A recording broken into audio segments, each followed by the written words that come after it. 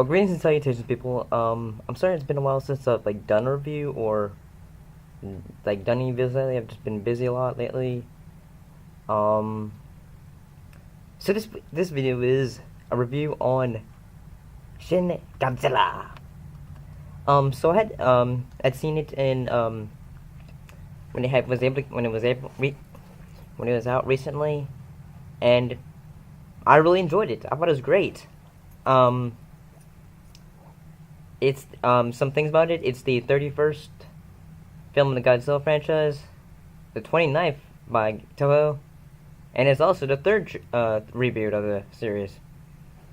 The director of the film, he was apparently most known for directing some of the Evangelion anime.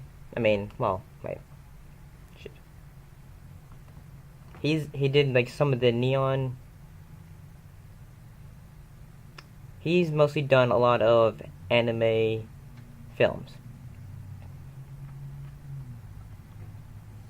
So getting past that, I'm mostly just gonna since I don't really want to butcher the main characters' names, I'm mostly just gonna talk what the story is.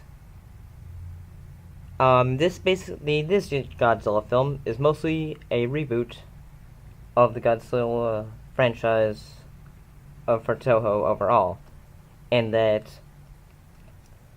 say, the 2014 Godzilla by Legendary, which mostly had to do with say how Godzilla was this new great creature. This one's mostly about how basically the government was like, oh hey, this is a thing, we need to do tests on it to see what it is, and that doesn't go well. So I decided to try to figure out, okay, we need to capture it. That doesn't do well, and then they realized but then one of the characters, who eventually becomes Prime Minister, he says he wants to be Prime Minister one day, he goes and says, we need to get away from the government, we need to do this on our own and just find out a way to stop this creature. Which, funny thing about it is that the United States actually gives the name to the creature, calling it Godzilla, which basically is Gojira. So basically, in the film, he has at least four forms. The first form you see him in is his just cephalopod form, I'm guessing. When you first see him, he's really goofy looking. He's got really googly eyes.